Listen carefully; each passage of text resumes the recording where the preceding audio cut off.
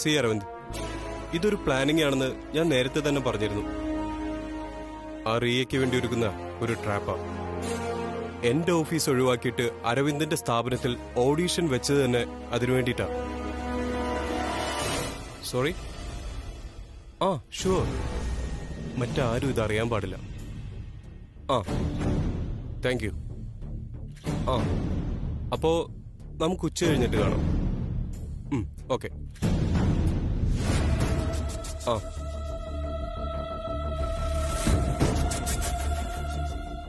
Sony, today afternoon ഒരു meeting arrange ചെയ്തിട്ടുണ്ട് ക്യൂൻസ് ഗ്രൂപ്പിന്റെ ഓഫീസിൽ.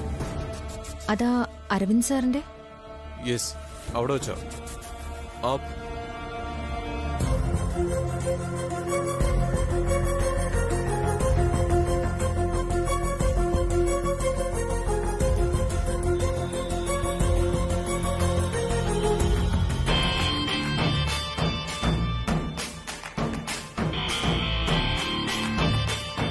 ഒരു ഓഡീഷനാ. നമുക്ക് വേണ്ടിയല്ലേ സാർ? നമുക്ക് ഡീറ്റെയിൽസ് ഒക്കെ ഞാൻ പിന്നെ പറയാം. One thing you have to remember.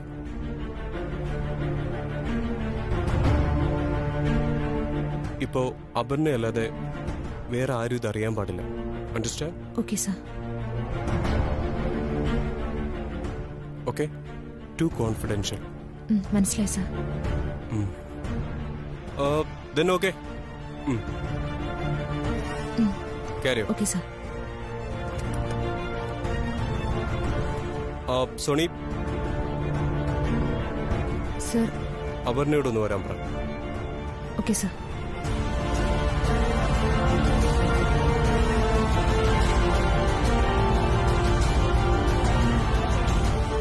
Aparna, sir വിളിക്കുന്നുണ്ട്. ഓക്കെ.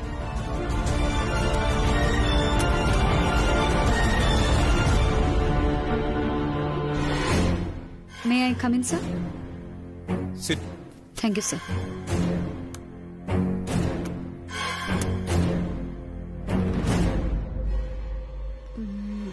അതെ, എന്താ പ്രശ്നം? എന്ത് പ്രശ്നം? അല്ല, അപർണയെ മാഷ് ക്യാബിനിലേക്ക് വിളിച്ചല്ലോ. അത് പുതിയ ഡിസൈനെ കുറിച്ച് ഡിസ്കസ് ചെയ്യാൻ വേണ്ടിയിട്ടായിരിക്കും.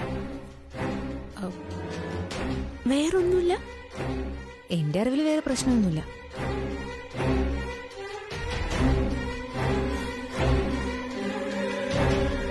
സാറ് പറയുന്നതെല്ലാം ശരിയാണ്. പക്ഷേ റിയ വരുമെന്ന് എനിക്കെന്തോ വിശ്വാസം വരുന്നില്ല. എന്തുകൊണ്ട്? ഓഡീഷന് ക്ഷണിച്ചുകൊണ്ട് പെട്ടെന്നൊരു മെയിൽ കിട്ടുമ്പോ അവർക്ക് സ്വാഭാവികമായിട്ടും ഡൗട്ട് അടിക്കില്ലേ? ഒരു ഇൻറ്റ്യൂഷൻ തോന്നില്ലേ അതിന് പിന്നിൽ എന്തോ ഒരു പ്ലാനിംഗ് ഉണ്ടെന്ന്? അങ്ങനെ ഇൻറ്റ്യൂഷൻ തോന്നുന്ന ഒരാളാണെങ്കിൽ ഈ ഓഫീസിൽ ഒരു പർദ്ദയുടെ ബലത്തിൽ കയറി വരുമോ? ആ സംഭവം വെച്ച് നോക്കുമ്പോഴാ റിയയ്ക്ക് അപകടം ഉണ്ടാകാൻ ഇടയുണ്ടെന്ന് ഞാൻ സംശയിക്കുന്നത്. അങ്ങനെ എന്തെങ്കിലും സൂചന കിട്ടുമായിരുന്നെങ്കിൽ അയാൾ നമ്മൾ കൊടുത്ത മെയിൽ ഐ ഡിയിൽ ബന്ധപ്പെടുമായിരുന്നു. ഓഡീഷന്റെ ഡീറ്റെയിൽസ് അന്വേഷിക്കില്ലേ? അരവിന്ദിന്റെ ക്യൂൻസ് ഫാബിൽ നേരിട്ട് എന്ന് വിവരങ്ങൾ ചോദിക്കുമായിരുന്നു. ഇപ്പോ അങ്ങനെ ഒരു എൻക്വയറി ഉണ്ടായിട്ടില്ല.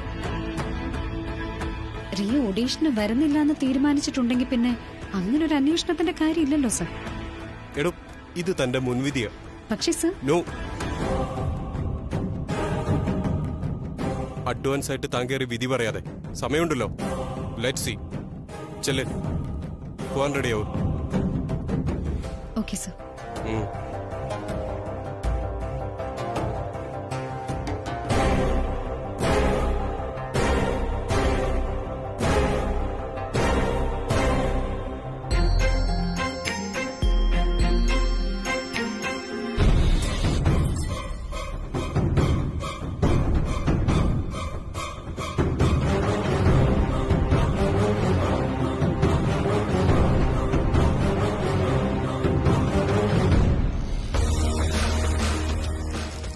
അതെ, ആ കീ ഞാൻ നിൽക്കും.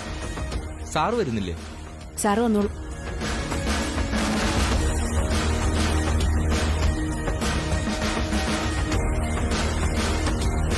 It's okay, please.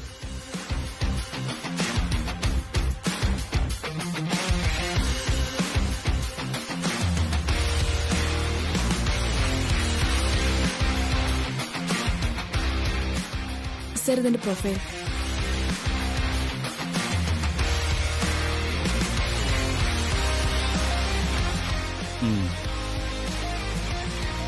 പല റെപ്യൂട്ടഡ് കമ്പനികൾക്ക് വേണ്ടിയും മോഡലിംഗ് ചെയ്തിട്ടുണ്ടല്ലേ? Yes sir. ഓക്കെ. പിന്നെന്തുപറ്റി ഒരു ഗ്യാപ്പ് വന്നത്? അത് സർ, സാറിത് വീട്ടിലെ പപ്പയ്ക്കും മമ്മയ്ക്കും സുഖമില്ലാണ്ടായി. അപ്പൊ എനിക്ക് അവരുടെ കൂടെ നിൽക്കേണ്ടി വന്നു. ഓ,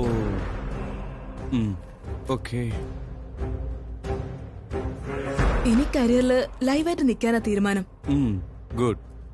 thank you sir. Permanent address മുംബൈയിലെ ആണോ? ഇപ്പൊ എവിടെയാ താമസിക്കുന്നത്? അത് നാട്ടില് ബന്ധുവീടുണ്ട്. ഓ, എവിടെയത്? കൊച്ചിയിലാ. ആഹാ. പക്ഷേ ഇപ്പൊ ഞാൻ ചെന്നൈന്നാ വരുന്നത്. ഓക്കെ. കൊച്ചിയിലാരാ ബന്ധുക്കളുള്ളേ? സർ ആക്ച്വലി ബന്ധുക്കളല്ല, ഫാമിലി ഫ്രണ്ട്സാ. Okay okay okay.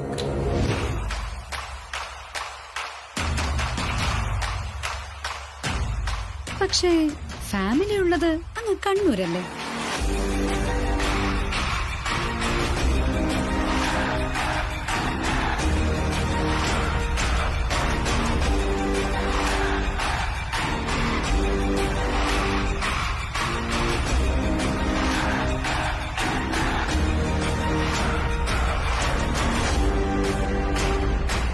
ഹസ്ബൻഡ് സനനും 4 വയസ്സുള്ള ഒരു മകനും. ഞാൻ നിങ്ങൾ വിളിച്ച അനുസരിച്ച് ഓഡീഷന് വന്നതാ. പിന്നെ ഇവര്? ഞാൻ വന്നതേ റിയെ ഒന്ന് കാണാനാ. ക്യൂൻസ് ഗ്രൂപ്പിന്റെ ഓഡീഷനാന്ന് പറഞ്ഞ് എന്നെ വിളിച്ചു വരുത്തിയിട്ട് ഇത് ചീറ്റിങ്ങാ. ഞാനിത് റിപ്പോർട്ട് ചെയ്യും. ഞാൻ പോലീസിനെ വിളിക്കും. ഷുവർ, റിപ്പോർട്ട് ചെയ്യ്, വിളിക്കേ. വനിതാ പോലീസും കൂടെ ഒന്ന് വരാൻ പറയണം. എന്റെ ഓഫീസിൽ അതിക്രമിച്ചു കയറി ഫോൺ തട്ടിയെടുത്തോണ്ട് പോയതിന് എനിക്കും കേസ് കൊടുക്കണം. എന്റെ ഫോൺ മോഷ്ടിച്ചെടുത്ത് ഓഫീസിൽ വെച്ചതിന് എനിക്ക് കേസ് കൊടുക്കാം. തട്ടിയെടുത്തോണ്ട് പോയ ആ ഫോൺ ഇതുവരെ നീ ഓൺ ചെയ്തിട്ടില്ല. അതിന്റെ അർത്ഥം നീ എവിടെയുണ്ടെന്ന് ആരും ട്രേസ് ചെയ്ത് കണ്ടുപിടിക്കാതിരിക്കാനല്ലേ? അത് നീ എന്തിനറിയണം? അതെന്റെ പേഴ്സണൽ മാറ്ററാ. പേഴ്സണൽ മാറ്റർ ആണെങ്കിലേ പിന്നെ നീ എന്തിനാ നിന്റെ പേഴ്സണൽ ഫോണിന്ന് വെളുപ്പാങ്കാലത്ത് എന്നെ വിളിച്ച് സൊണാലിയുടെ ഓഫീസിലെത്താൻ പറഞ്ഞത്? എന്തിനാ?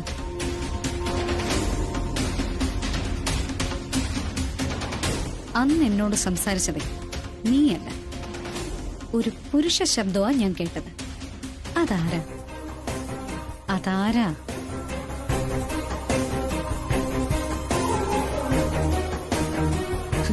എനിക്ക് ദൈവാനുഗ്രഹം ഉള്ളതുകൊണ്ട് നിന്റെ ഈ ഫോൺ എന്റെ ഓഫീസ് വരെ എത്തി. അതുകൊണ്ട് നിന്നെ എന്റെ മുന്നിൽ വരെ കൊണ്ട് എത്തിക്കാനും പറ്റി. ഇനി പറ, നീ എന്തിനാ എന്റെ വീട്ടിൽ വന്നത്?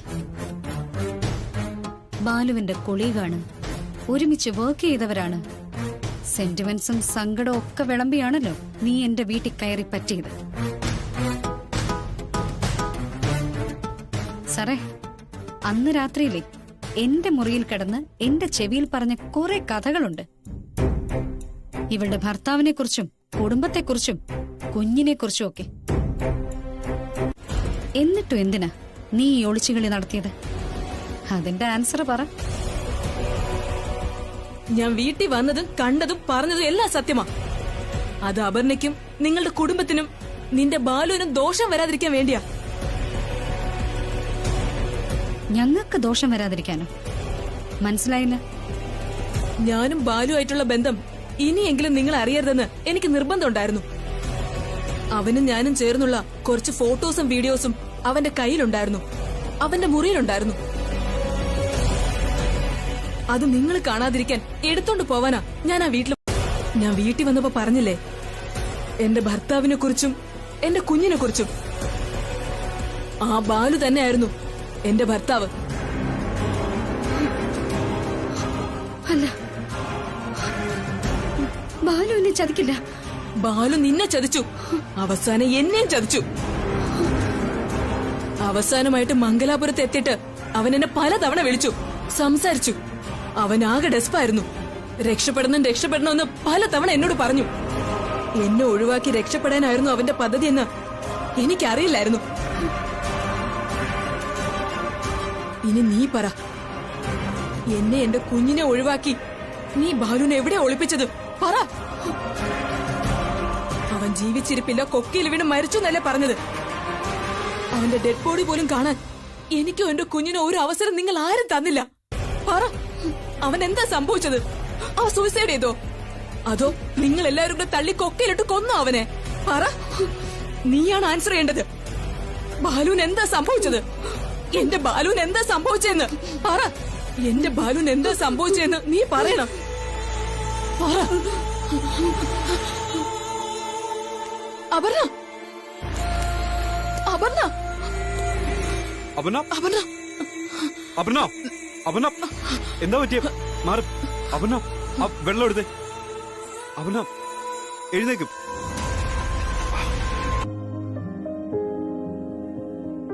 എത്ര ദിവസത്തേക്കാ?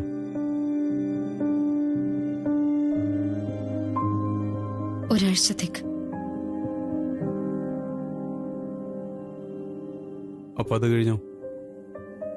ലീവ് എക്സ്റ്റെൻഡ് ചെയ്യോ അതോ റിസൈൻ ചെയ്യോ?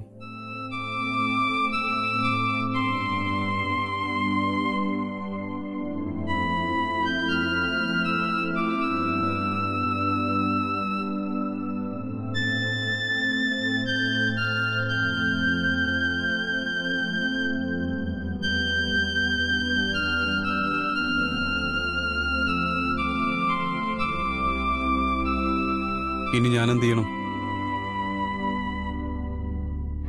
കമ്മിറ്റ് ചെയ്ത് എത്ര ഓർഡർ ഉണ്ടെന്ന് ഞാൻ പറയാതെ തന്നെ തനിക്കറിയാലോ. ഡിസൈൻ ചെയ്ത് പകുതിയാക്കിയ വർക്കുകൾ തന്റെ ടേബിളിൽ തന്നെ ഇരിക്കുകയല്ലേ. അതൊക്കെ ഞാൻ എന്ത് ചെയ്യണം? എന്റെ ചീഫ് ഡിസൈനർ ലീവിലായതുകൊണ്ട് ഇപ്പൊ തീർക്കാൻ പറ്റില്ലെന്ന് ഞാൻ ക്ലയന്റ്സിനെ വിളിച്ചു പറയണോ? അതോ അതെല്ലാം ഞാൻ ക്യാൻസൽ ചെയ്യണോ? Tell me.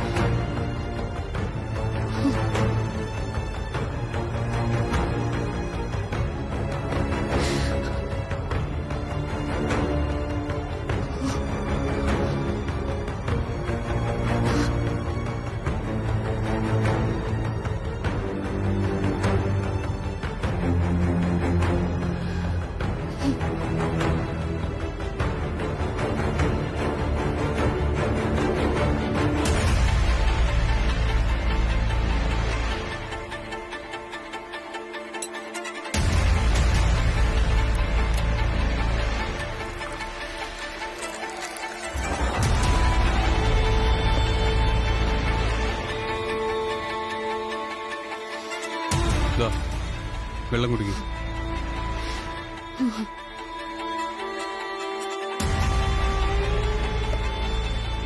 കോഫി വേണോ?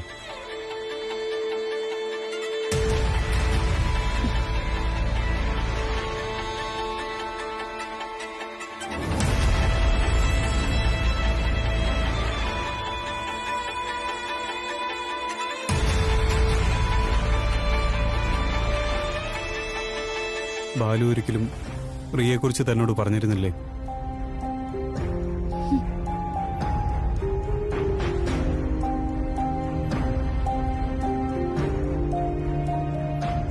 ഒരു സൂചന പോലും?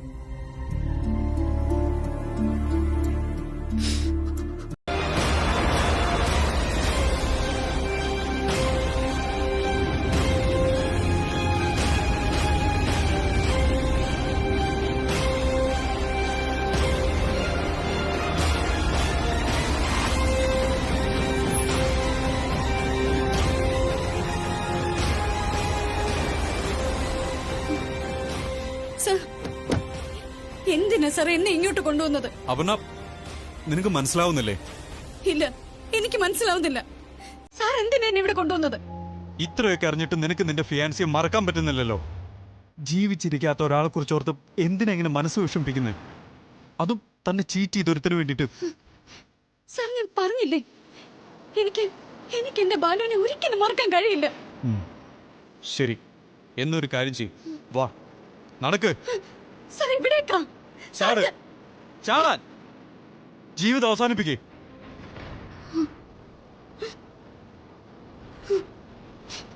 സാർ എന്താ ഈ പറയുന്നത്? പിന്നെ ഞാൻ എന്താ പറയണ്ടേ? ഈ പറയുന്ന ഒന്ന് തന്റെ തലേ കയറത്തെന്താ? Balashankar is no more. നീ ആർക്ക് വേണ്ടിയിട്ടാണോ ഈ കരയുന്നത്? അവൻ നിന്റെ അല്ലായിരുന്നു എന്ന് മനസ്സിലാക്കാൻ വേണ്ടിയിട്ടായി പറയുന്നത്. ആ റിയ പറഞ്ഞത് നീ കേട്ടല്ലേ? ഞാൻ ഇതുവരെ പറഞ്ഞത് നിന്റെ തലേ കയറാത്ത എന്താ? അതുകൊണ്ട് നിന്നെ പോലെയുള്ള ആൾക്കാർ ജീവിച്ചിരുന്നിട്ട് കാര്യമില്ല. ചാട്, ചാട്, ചാടി അവസാനിക്കേ. അവന് വേണ്ടി അതെങ്കിലും ചെയ്യും.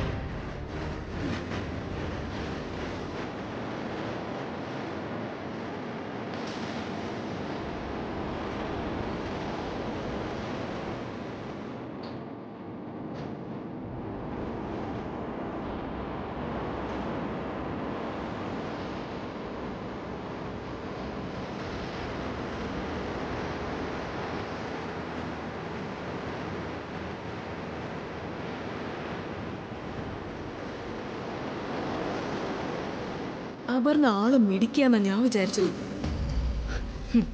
ഇപ്പൊ മനസ്സിലായി, വെറും ഫൂളാന്ന്. നീ മനസ്സിൽ കൊണ്ടു നടന്ന ബാലു എന്റെ ആയിരുന്നു, എന്റെ സ്വന്തമായിരുന്നു. അവന്റെ മനസ്സിലുണ്ടായിരുന്നത് അപർണയല്ല, ഈ റിയയാ, ഈ റിയ മാത്രം. അതുകൊണ്ടാ, ആ വിശ്വാസം എനിക്കുള്ളത് കൊണ്ടാ ബാലുവിൽ നിന്ന് ഞാൻ പ്രഗ്നന്റ് ആയത്. ഞാൻ വീട്ടിൽ വന്നപ്പോ പറഞ്ഞില്ലേ, എന്റെ ഭർത്താവിനെ കുറിച്ചും എന്റെ കുഞ്ഞിനെ കുറിച്ചും. ആ ബാലു തന്നെയായിരുന്നു എന്റെ ഭർത്താവ്.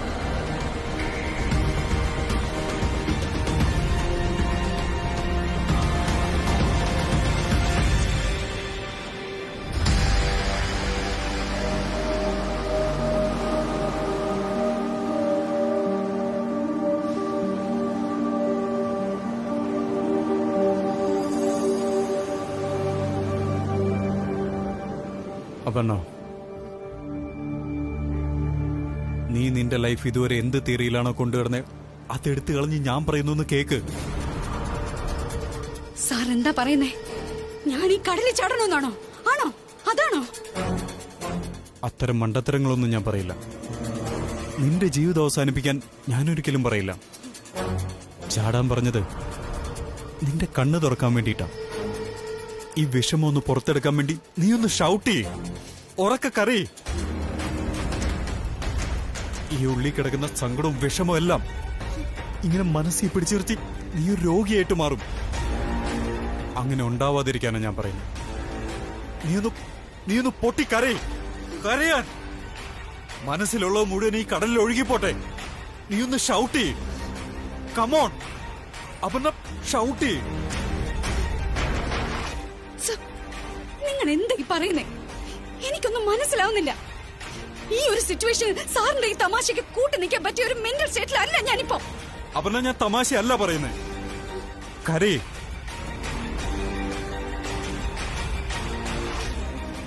കരയ്, കമോൺ.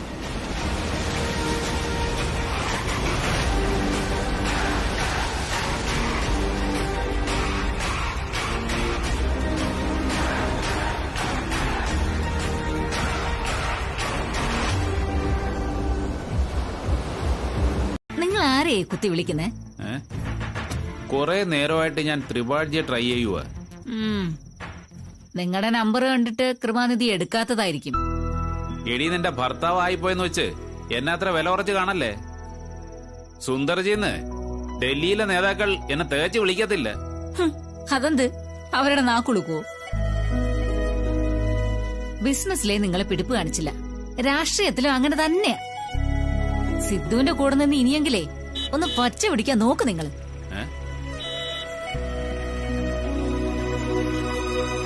അതാരാ? ഇതാരാ? കമ്പനി വണ്ടിയാണല്ലോ.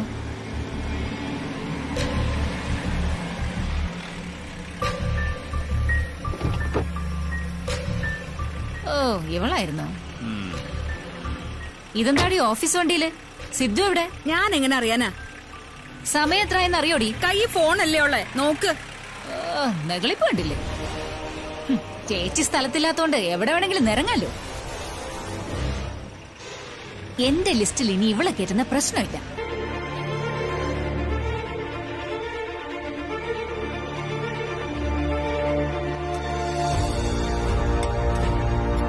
ആമി, ആമി, എന്താ? ആമി, ആമി, പെണങ്ങല്ലേ, പെണങ്ങല്ലേ ആമി. സോറി ആമി, പിണക്കോ ഞാൻ വരാൻ കുറച്ച് ലേറ്റ് ആയി പറഞ്ഞില്ലേ? ഒന്ന് ക്ഷമിക്ക്. അയ്യോ അങ്ങനെ പറയല്ലേ, കുറച്ച് ലേറ്റ് ആയി പോയോ? ആര് പറഞ്ഞു? വളരെ വളരെ നേരത്തെയാണ് മോള് വന്നിരിക്കുന്നത്. ആ വാച്ചെടുത്ത് സമയം ഒന്ന് നോക്കിക്കേ. 8:30 മണി കഴിഞ്ഞ് 9 മണിയായി. ലേറ്റ് ആവുമെങ്കിൽ ഒന്ന് വിളിച്ചു പറഞ്ഞാൽ എന്താ നിനക്ക് കുഴപ്പം? ലേറ്റ് ആയെങ്കിലേ അതിന് തക്കതായ കാരണം ഉണ്ടാവും. മോളെ നീ ഒന്നും കഴിക്കുന്നില്ല? വേണ്ട ആമി, ഞാൻ ഒന്ന് കുളിച്ച് ഫ്രഷ് ആവട്ടെ എന്നിട്ട് കഴിക്കാം.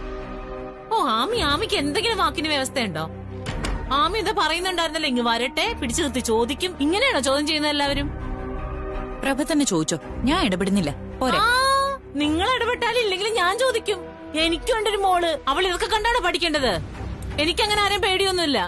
ഇവിടെ ഞങ്ങളുടെ മോളും കൂടെ ഉണ്ട്. അവൾ അങ്ങനെ കയറി വരുന്നെങ്കിൽ എന്ത് ചെയ്യും? അവളുടെ മുട്ടുകാലി ഞാൻ തല്ലി ഓടിക്കും, അത്രേ ഉള്ളൂ. ഇവക്കേ ഈശനെയും ബ്രഹ്മനെയും ആരെയും പേടിയില്ലാതെ അങ്ങ് വളർന്നുപോയി. ആരോ ചോദിക്കാനും പറയാനൊന്നും ഇല്ലല്ലോ ഇവിടെ.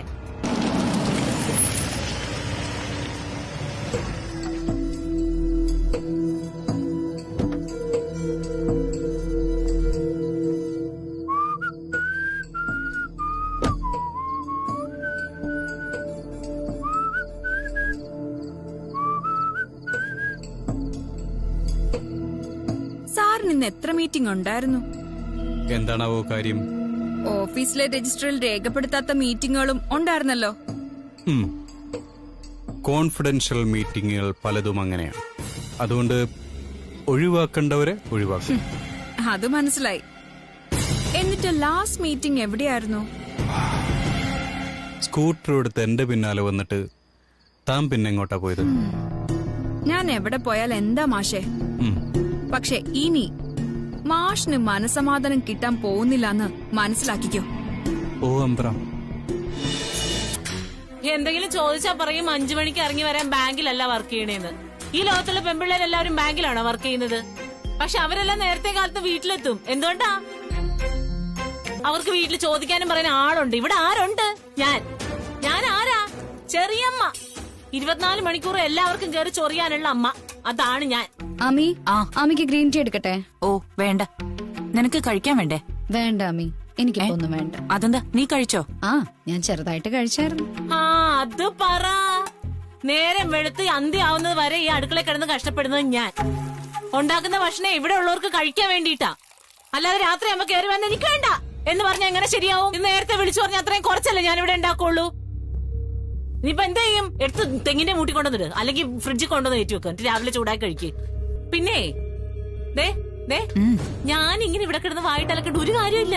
എനിക്ക് എന്റെ ഭർത്താവിന്റെ എന്റെ കുഞ്ഞിന്റെയും കാര്യം മാത്രം നോക്കിയാൽ മതി. പക്ഷേ ഒരു കാര്യം ഞാൻ പറഞ്ഞേക്കാം, ഇങ്ങനെ പോയാൽ ഇത് ശരിയാവില്ല. സന്ധ്യക്ക് മുമ്പ് വീട്ടിൽ വന്നോണ്ടിരുന്നവളാ, പിന്നെ അത് വിളക്ക് കൊടുത്തണവരെയായി.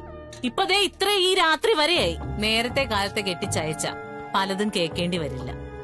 പറഞ്ഞില്ലാന്ന് വേണ്ട. പുലർച്ചെ എഴുന്നേറ്റൊന്ന് മുങ്ങി കുളിച്ച് ഭഗവാനേ എന്ന് ഉറക്കെ വിളിച്ച് നടേ പോയി സാഷ്ടാംഗം അങ്ങ് വീണു ഞാൻ. എന്തൊക്കെയോ ശരീരത്തിൽ നിന്ന് അങ്ങ് ഇറങ്ങിപ്പോയ പോലെ ഒരു തോന്നലായിരുന്നു. മോളെ, മോക്ക് ഭഗവാന്റെ അനുഗ്രഹം കിട്ടിയിട്ടുണ്ട്. മനസ്സിൽ എന്തേലും അശുഭ ചിന്തയുണ്ടേ, അതെല്ലാം പോയിട്ടുണ്ട്. ആമി ഇതൊക്കെ സ്വപ്നത്തിലല്ലേ കണ്ടത്? പക്ഷേ എന്റെ മുന്നിലേ തിരിതെളിച്ചു തന്നത് വേറൊരു ദൈവമാ. അതാരാ ആ ദൈവം? വേറെ ആരുമല്ല ആമി, സൊണാലിയുടെ MD സിദ്ധു സാറ്.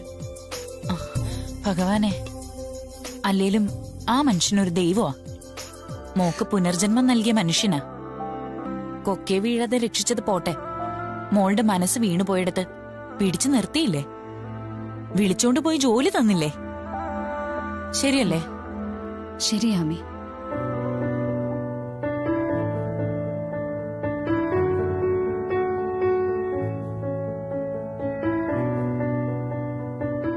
ചില മനുഷ്യരങ്ങനെയാ. മറ്റുള്ളവരുടെ മനസ്സെന്താണ്, അവരുടെ വിഷമം എന്താണെന്നൊക്കെ മനസ്സിലാക്കും. പക്ഷേ അത് പ്രകടിപ്പിക്കുന്നതിന് ഭയങ്കര പിശുക്ക് കാണിക്കും. വലിയ പൊസിഷനിലിരിക്കുന്ന മനുഷ്യനാ. വേണമെങ്കിൽ നമ്മളെ സ്റ്റാഫായിട്ട് മാത്രം കാണാം. പക്ഷെ ഒരു കരുതലുണ്ട് ജോലി ചെയ്യുന്ന ഓരോരുത്തരുടെയും കാര്യത്തില്. പക്ഷെ മുൻഷുണ്ടിയും ദേഷ്യമോ, എല്ലാവർക്കും പേടിയോ. സെക്രട്ടറി സോണി ഉൾപ്പെടെ എല്ലാവരും പേടിച്ച് മാറി നിൽക്കും. അപ്പൊ എന്റെ മോളോ? അവരുടെ കൂടെ പേടിച്ചു മാറി പൂച്ചയെ പോലെ നിക്കോ? നിക്കോ? ആമിയുടെ മോൾ അങ്ങനെ പേടിച്ച് മാറി നിൽക്കൂ? ഇല്ലെന്ന് എനിക്കറിയാം. നീ അങ്ങനെ വെറുതെ നിക്കില്ലെന്ന് എനിക്കറിയാം. അതും പറഞ്ഞ് ആ സാറിന്റെ മനസമാധാനം കെടുത്തുന്നുണ്ടാവും. അവസാനം ഗതികെട്ടെ ആ മനുഷ്യൻ ദേഷ്യപ്പെട്ട് കാണും. പറയാനുള്ളതെല്ലാം പറഞ്ഞും കാണും. അതാ എന്റെ മോള് പൂച്ചയെ പോലെ ഇവിടെ വന്ന് തലയിലുള്ള ഭാരമെല്ലാം ഇറക്കി വെച്ചു എന്ന് പറഞ്ഞത്. ശരിക്കും ചെവിക്ക് പിടുത്തം കിട്ടിയോ? ശരിയാമി. ആ സാറ് വഴക്ക് പറഞ്ഞിട്ടായാലും ചീത്ത പറഞ്ഞിട്ടായാലും എന്തോ ആവട്ടെ, എന്റെ തലയിലുള്ള എല്ലാ വിഷമവും ഇറങ്ങിപ്പോയി. ഇപ്പൊ ഞാൻ നോർമലാ. ഇനി ആട്ടിപ്പൊളിയായിരിക്കും. നോക്കിക്കോ. എനിക്ക് അത്രയും കേട്ടാ മതി. ആ, ഈ ടിഫിനൊക്കെ മോള് തന്നെ കഴിക്കോ അതോ കൂടെയുള്ളവർക്ക് കൊടുത്തിട്ട് പട്ടിണി ഇരിക്കോ? എന്റെ ആമി, അത് ഞാൻ തന്നെ കഴിച്ചു. എന്റെ ആമി എനിക്ക് മനസ്സറിഞ്ഞുണ്ടാക്കി തരുന്നതല്ലേ. ഇനി ഞാനേ കുറച്ച് സ്പെഷ്യൽ ഒക്കെ ഉണ്ടാക്കി തരുന്നുണ്ട് മോക്ക്. എന്റെ പൊന്നാമി, എനിക്കിപ്പോ ഒരു സ്പെഷ്യൽ സ്നേഹവും വേണ്ട. ഇപ്പൊ ഉള്ള ഈ സ്നേഹം മാത്രം മതി കേട്ടോ. സങ്കടങ്ങളൊക്കെ പറയാൻ ഞാനും ആശ്രയിക്കുന്നത് അതേ ഈശ്വരനെ തന്നെയാ. ഗുരുവായൂരപ്പന്റെ മുമ്പിൽ എന്നും പ്രാർത്ഥിക്കുന്നത് സത്യത്തിൽ നിനക്ക് വേണ്ടിയാ. സിദ്ധു, നിന്റെ ജീവിതത്തിലേക്ക് ഒരാൾ വരണം. നിന്നെ തിരിച്ചറിയുന്ന, നിന്നെ മനസ്സിലാക്കുന്ന ഒരു പെൺകുട്ടി. ഇനി അതൊന്നും വേണ്ട മമ്മി. എന്റെ പ്രശ്നങ്ങളത് ഞാൻ മാത്രം അറിഞ്ഞാൽ മതി. ആ പ്രശ്നങ്ങളിൽ നിന്ന് നിന്നെ പുറത്തു കൊണ്ടുവരാൻ ആ വരുന്ന കുട്ടിക്ക് കഴിയും.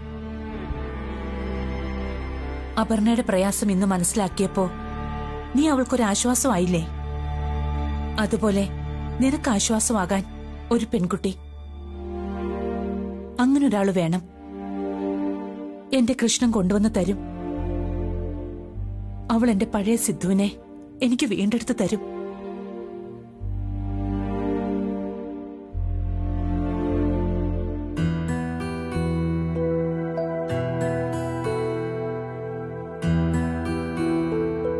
ഇപ്പൊ നീ എന്താ വണ്ടിയും കൊണ്ട് എന്നെ മലകയറ്റത്തിന് കൊണ്ടുപോകാത്തെ? അതൊക്കെ നിർത്തിക്കളഞ്ഞോ? ഒരു ട്രിപ്പ് പോ, ഞാനും കൂടെ വരാം. ചുമ്മാ സമയമാകുമ്പോ പിന്മാറാനല്ലേ. ഇതൊക്കെ ഞാൻ ഒരുപാട് കേട്ടിട്ടുള്ളൂ. അല്ല, ദൂരെ ഏതെങ്കിലും അമ്പലത്തിൽ പോവാണെന്ന് നമുക്ക് പപ്പയോട് പറഞ്ഞിട്ട് പോകാം. ശരിക്കും മമ്മി വരുമോ? എന്നാ നമുക്ക് പ്ലാൻ ചെയ്യാം. പക്ഷെ വരണം. വരും, വന്നിരിക്കും. ഓക്കെ. മമ്മി, ഈ അച്ചായന്റെ തട്ടുകടയിലെ സ്പെഷ്യൽ എന്താണെന്നറിയോ? പൊറോട്ടയും ബീഫും. പക്ഷെ ഞാൻ അവിടെ ചെന്നപ്പോഴേക്കും കഴിഞ്ഞു. അതുകൊണ്ടാണ് ഇത് മേടിച്ചു. നമുക്കേ ഒരു ദിവസം അവിടെ പോയി കഴിക്കണം. രാജ്യം വിട്ടുപോകാനൊന്നും പറ്റത്തില്ലല്ലോ. അതെ, രാജ്യം വിടുന്ന കാര്യമല്ല പറഞ്ഞത്. ഈ സ്റ്റേറ്റിൽ നിന്ന് മാറാലോ. ട്രെയിൻ സുരക്ഷിതമല്ല. നിന്നെ പരിചയമുള്ള ആരെങ്കിലും കാണാനിടയാവും. ബൈ റോഡ് അതാ നല്ലത്. എങ്കിൽ ഒരു കാർ എടുക്കേണ്ടി വരും. ടാക്സി പറ്റില്ല. സെക്കൻഡ് ഹാൻഡ് കാർ കിട്ടുമല്ലോ. അതെ, നമ്മളെ പരിചയമില്ലാത്ത ഏതെങ്കിലും ഒരു സ്ഥലത്തേക്ക് പോണം. എന്നിട്ട് പുതിയൊരു ജീവിതം തുടങ്ങണം. ബാലശങ്കർ എന്ന ഐഡന്റിറ്റി ബാലുനി നാട്ടിലില്ലെന്ന് ഓർക്കണം. ഒരിക്കലും ആ പേര് വെച്ച് ഇങ്ങോട്ടൊരു തിരിച്ചുവരവ് ഉണ്ടാവില്ല. പക്ഷേ എങ്ങനെ ജീവിക്കും? ജോലി ചെയ്ത് ജീവിക്കും. ഞാൻ പഠിച്ചത് ബിസിനസ് മാനേജ്മെന്റ്. പെട്ടെന്ന് ആ ഫീൽഡില് ഒരു ജോലിയൊന്നും കിട്ടണമെന്നില്ല. എന്നാ കൂലിപ്പണിക്ക് പോണം. ആരോഗ്യമുണ്ടല്ലോ. കളിയാക്കുമായിരിക്കുമല്ലേ? ഞാൻ കാര്യമായിട്ട് പറഞ്ഞതാ. എന്ത് ജോലി ചെയ്യാനുള്ളൊരു മനസ്സുണ്ടാവണമെന്നാ ഞാൻ ഉദ്ദേശിച്ചത്. ബാലു മാത്രമല്ല, ഞാനും വർക്ക് ചെയ്യും.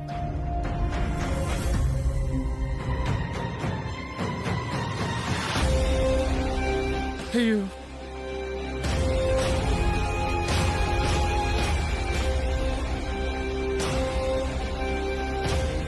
ഏവിയേഷൻ കോഴ്സ് കഴിഞ്ഞതാണ് ഞാനെന്നുള്ള കാര്യം ബാലു മറന്നുപോയോ? ട്രാവൽ ഏജൻസിയിൽ കുറച്ചു കാലം വർക്ക് ചെയ്തിട്ടുണ്ട്. പിന്നെ അതെല്ലാം ബ്രേക്കായി പോയി. കാരണം പറയണ്ടല്ലോ.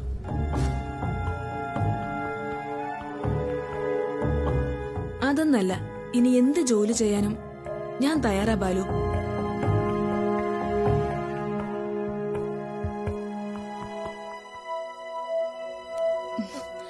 കാരണം എനിക്ക് ജീവിക്കണം. നിന്നോടൊപ്പം, നിന്റെ ഭാര്യയായിട്ട്, നിന്റെ കുഞ്ഞിന്റെ അമ്മയായിട്ട് എനിക്ക് ജീവിക്കണം.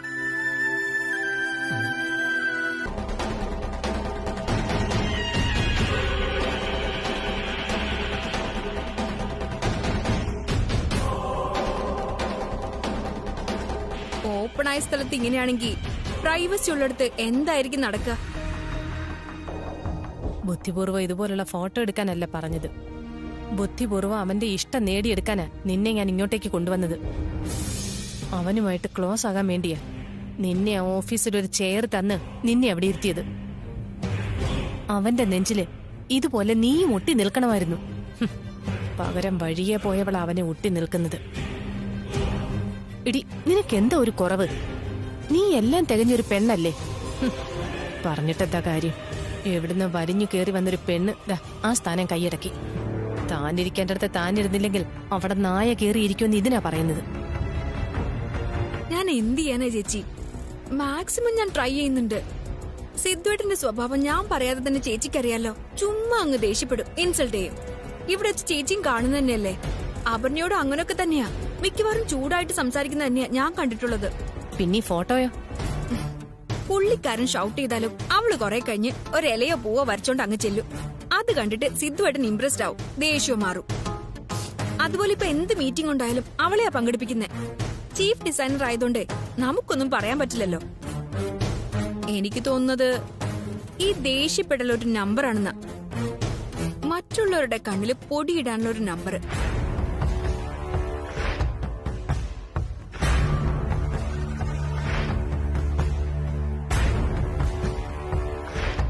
ഇയാളുടെ ഉള്ളിന്റെ ഉള്ളില് ഇവളോടൊരു ഇഷ്ടമുണ്ട്.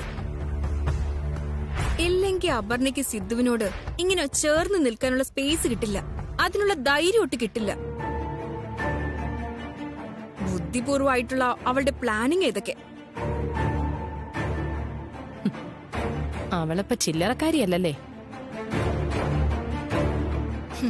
ചേച്ചി, നമുക്കിത് പൊളിക്കണ്ടേ? പൊളിക്കണം.